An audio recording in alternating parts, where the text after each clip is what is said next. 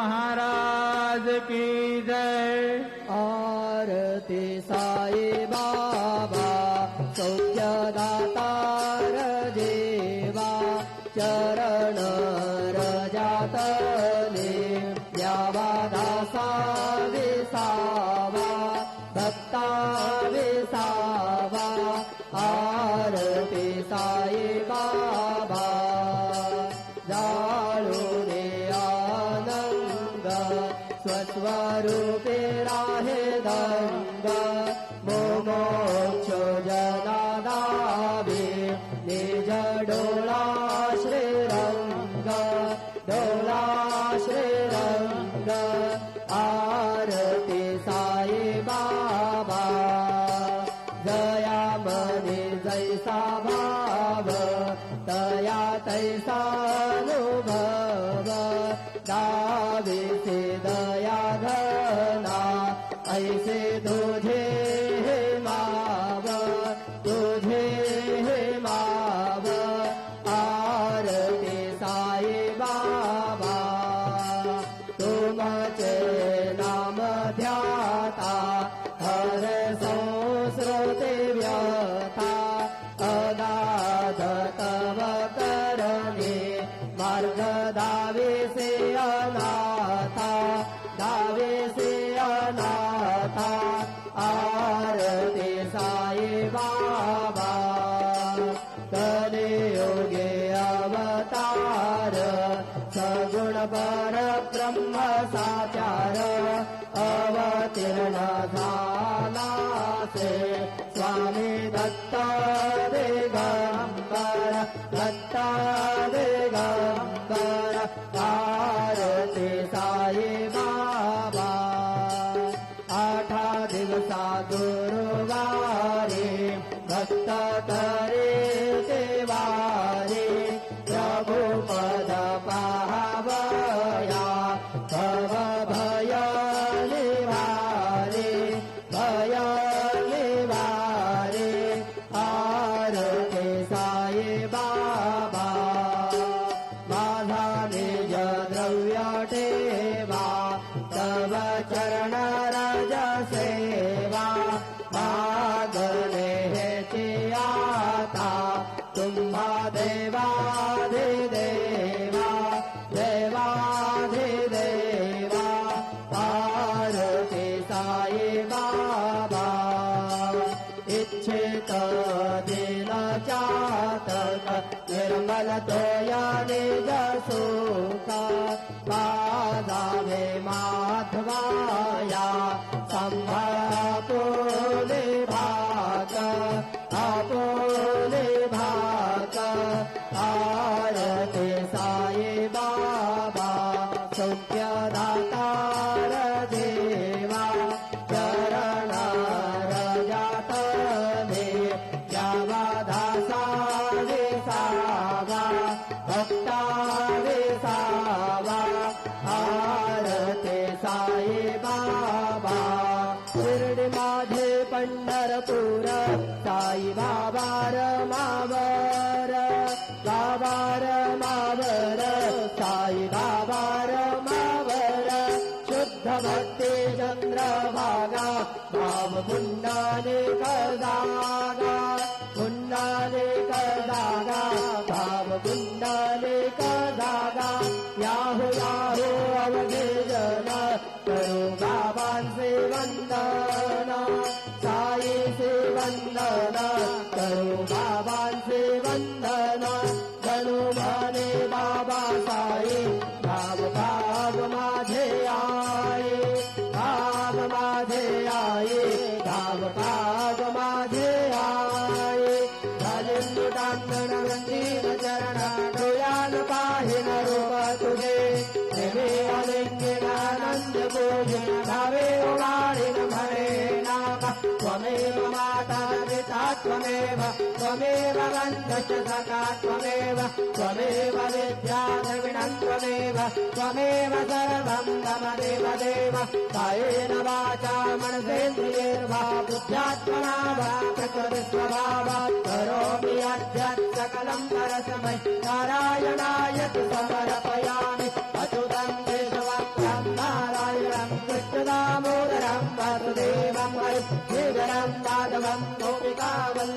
जानकी नायकं रामचन्द्रं भजे हरे राम राम राम हरे हरे हरे कृष्ण कृष्ण कृष्ण हरे हरे श्री गुरुदेव दत्त अनंता तुला ते कसे रे स्तवावे अनंता तुला ते कसे रे नमावे अनंता मुखांचा शिळे शेष गाता नमस्कार साष्टांग श्री साईनाथा स्मरावे मनी त्वत्पदा नित्यभावे पुरावे तरी भक्ती साठे स्वभावे करावे जगातारुणे मायकाता नमस्कार साष्टांग श्री साईनाथा वसेदो सदा भया संत लीला दिसेराज्ञ लोकान् परेजो जनाला परिअन्तरिज्ञान कैवल्यदाता नमस्कार साष्टांग श्री साईनाथा धराला धला जन महामानवाचा नरासार्थका साधने भूत साचा भरोसाई प्रेमा गळाया अहंता नमस्कार साष्टांग श्री साईनाथा धरावे करीसा नलपत्न्यवाला करावे अमागण्य जंब निघाला मुखे घाल प्रेमे खराग्रास आता नमस्कार साष्टांग श्री साईनाथा सुरादेक ज्यांच्या पदा वंदिता ते शुकादेक जाते समानात्मदेते प्रयागादि तीर्थे पदे नम्र होता नमस्कार साष्टांग श्री साईनाथा तुझा ज्या पदा पाहता गोप बाले सदा रंगलेचे स्वरूपे मिळाले परिरास क्रीडा सवे कृष्णनाथा नमस्कार साष्टांग श्री साईनाथा तुला मागतो मागणे एक द्यावे करा जोडितो नत्यंत भावे भवे मोहनी राज हातारि हाता नमस्कार साष्टांग श्री साईनाथा ऐसा येईनाथा दिगंबरा अक्षय रूप अवतारा सर्व हि व्यापक तो श्रुति सारा अनुसया त्रिकुमारा बाबा येईवा काशे स्नान जप प्रतिदिवसे कोल्हापुर वीक्षेसे निर्मल नदतुंगा जलप्राशे निद्रामाहुरदेशे ऐसा येईवा झोरी लोंबतसे वाम करे त्रिशूलडमरुधारी भक्तावर दसरा सुखकारे देशील मुक्तिचारी ऐसा येईवा पायी पादुका जपमाला कमंडलो मृगछाला धारण करशिवा नागजटा मुकुट शोभतो माता ऐसा येईवा तत्पर तुझाया जे ध्यानी अक्षय ज्यांचे सदनी लक्ष्मी वास करे दिन रजनी रक्षसी संकट वारुणी ऐसा येईवा या परिध्यान तुझे गुरुराया दृश्य करी नयनाया पूर्णानंद सुखे काया गाविसे हरि गुण गाया ऐसा येईवा साई दिगंबरा अक्षय रूप अवतारा सर्व हि व्यापक तो श्रुति सारा अनुस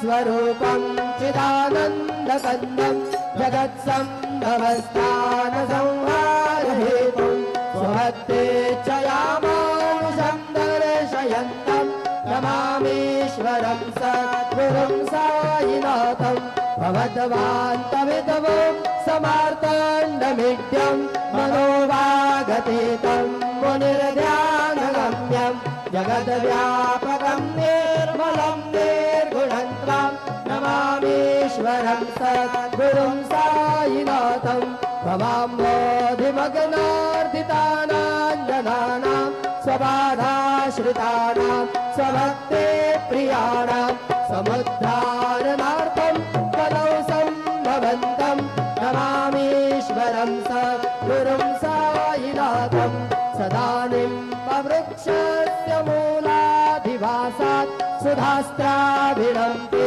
तमप्याप्रियन्तं तरुं कल्पवृक्षाधिकं साधयन्तं नमामीश्वरं सद्गुरुं सायिनाथं सदा कल्पवृक्षस्य तस्यादिमूले भवद्भावबुद्ध्या सपरयाति सेवां नृणां पूर्वतां मुक्तिमुक्ते प्रदन्तं नमामीश्वरं सद्गुरुं सायिनाथम् अनेकाश्रुकातरेक्यलीलाविलासे समावेष्कृतेषा नभास्वत्प्रभावम् अहं भावहीनं प्रसन्नात्मभावं नमामीश्वरं सद्गुरुं सायिनाथं सदां विश्रमाण ममेवाभिरामं सदा सज्जनैः स्तुतं सान्नमध्ये जनामोदनं भद्रभद्राप्रदन्तं नमामीश्वरं सद्गुरुं सायिनाथम् अजन्माद्यमेकं परब्रह्म साक्षात् स्वयं सम्भवं राममेवावतीर्णं भवद्दर्शनार्थं उदितं प्रभोऽहं नमामीश्वरं सद्गुरुं सायिनाथम् श्री साईश कृपानिधे किल नृणां सर्वार्थसिद्धप्रद युष्मत्पादरजप्रभावमतुलं गातापि वक्ता क्षमः सद्भक्त्या शरणं कृताञ्जलिपुट सम्प्रापितोऽस्मि प्रभो श्रीमत्साई परेश पादकमला नान्यच्छरण्यं मम साई रूपधर राघवोत्तम भक्तगामविबुधद्रुमं प्रभु माययोपहत चित्तशुद्धये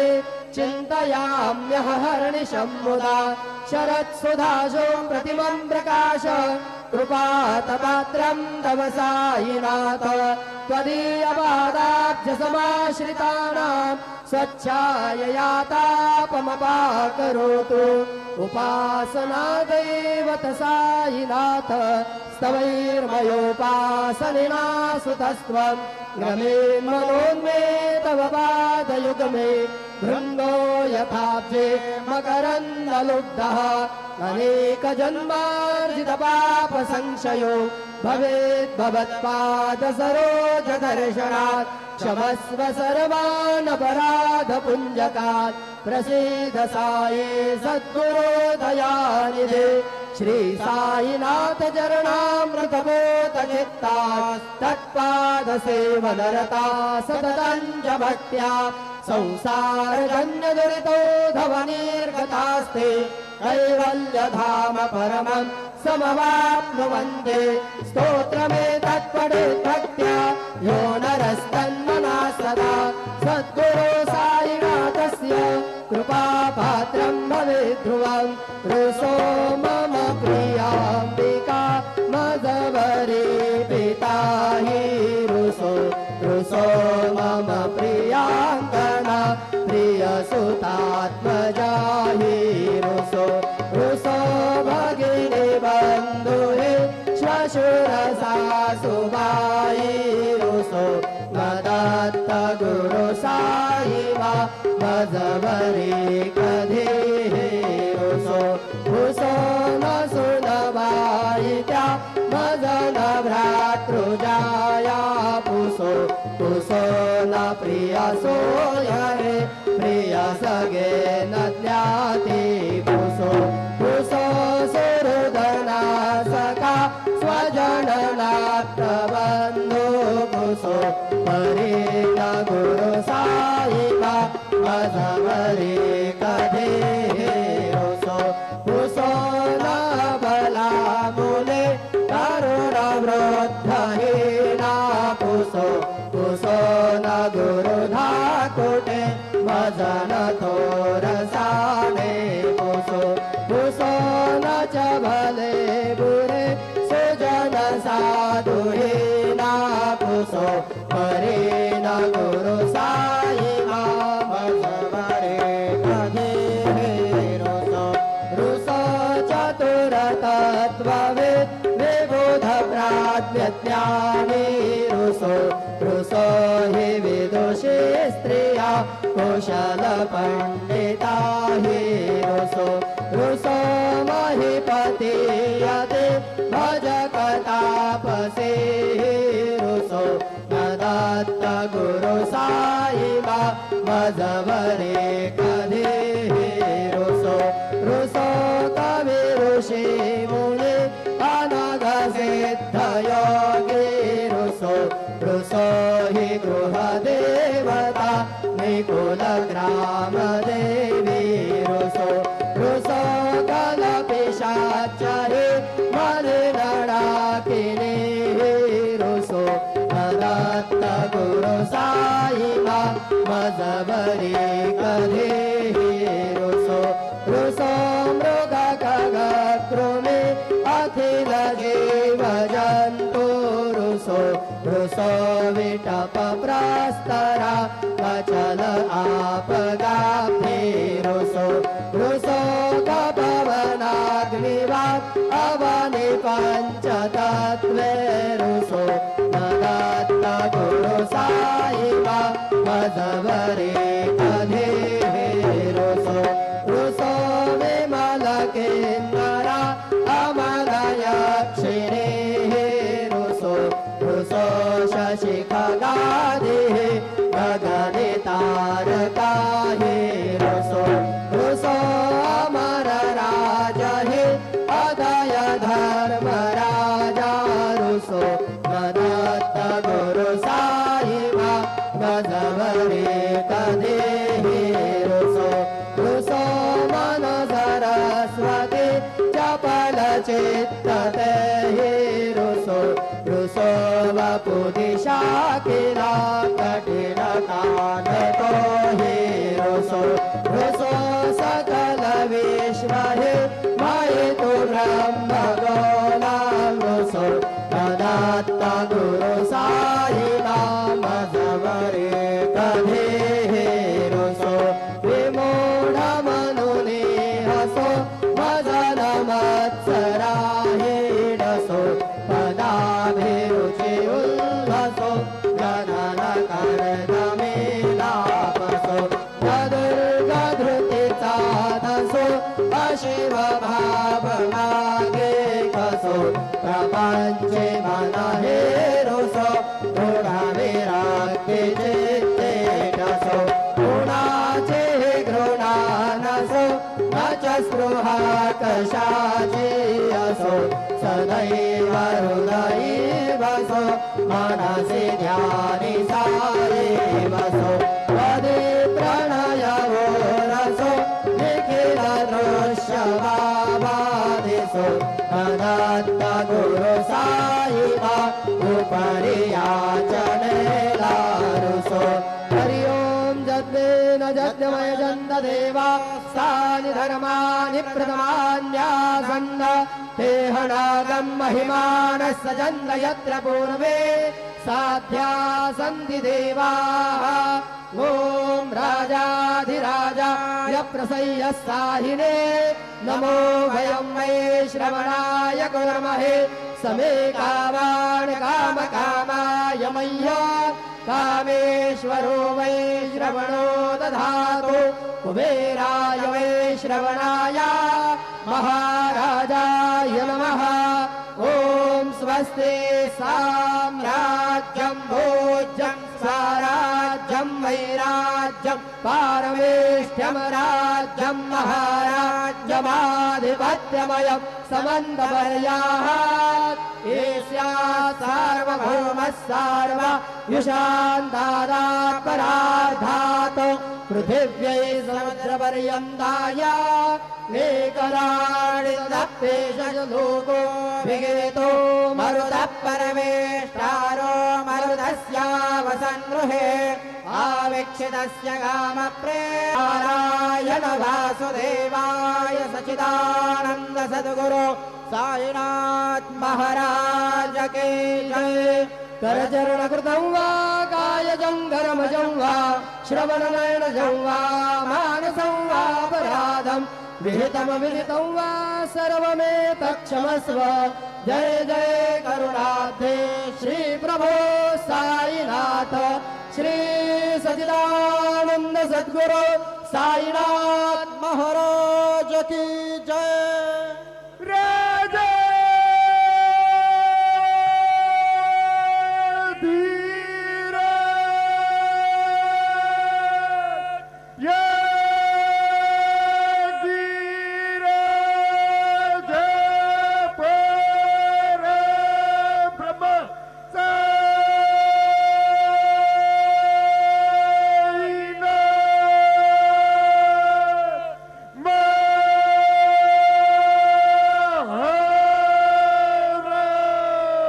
श्री सच्चिदानंद सद्गुरु साईनाथ महाराज की जय। हरि ओम।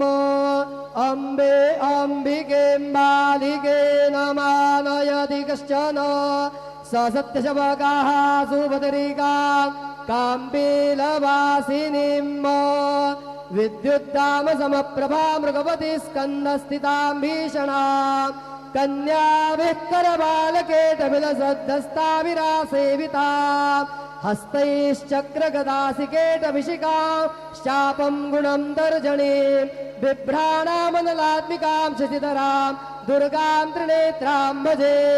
दुर्गे स्मृता हर्षिभीतिमशेषजन्तोः स्वस्थै स्मृता मतिमतीव शुभां ददासि। दारिद्र्यदुःखभयहारिणिका त्वधन्या सर्वोपकारकरणाय सदार्द्रचित्ता। गुरुर्ब्रह्मा गुरुर्विष्णुः गुरुर्देवो महेश्वरः गुरुः साक्षात् परब्रह्म तस्मै श्री गुरवे नमः। सद्गुरु साईनाथ देवताभ्यो नमः। सायं पूजा परिपूर्णार्थे विलेपनार्थे चन्दनं समर्पयामि। श्रीखण्डं चन्दनं दिव्यं गन्धाढ्यं सुमनोहरम् विलेपनं सुरश्रेष्ठ चन्दनं प्रतिगृह्यताम्। विलेपनार्थे चन्दनं समर्पयामि। अक्षताच्युतश्रेष्ठा कुङ्कुमात्तादुशोभिता मया निवेदिता भक्त्या गृहाण परमेश्वर। चन्दनस्योपरि अक्षतान् समर्पयामि। अबीरञ्जगुलालञ्च हरिद्रादिसमन्वित नानापरिमलद्रव्यं गृहाण परमेश्वर। नानापरिमलसौभाग्यद्रव्याणि समर्पयामि। माल्यादीनि सुगन्धीनि मालत्यादीनि वै प्रभो मया रोतानि पूजार्थं पुष्पाणि प्रतिगृह्यताम्। नानाविधपत्रपुष्पं समर्पयामि। सायंकाले उपहारनैवेद्यं निवेदयामि। ओम नाभ्या आसीदन्तरिक्षघोषेष्णोर्द्योः समवर्तत पदभ्यां वो निर्दिशाः श्रोत्रात्तथा लोकाम् अकल्पयन्। चतुरस्रमण्डलं कृत्वा तदुपरिनैवेद्यपात्रं निधाय गायत्रीमन्त्रेण पात्रान् प्रोक्षयेत्। धेनुमुदरां प्रदर्शयेत्। वृतन्त्वा सत्येन परिखिञ्चामि। नैवेद्यं निवेदयामि। ओम प्राणाय स्वाहा। ओम अपानाय स्वाहा।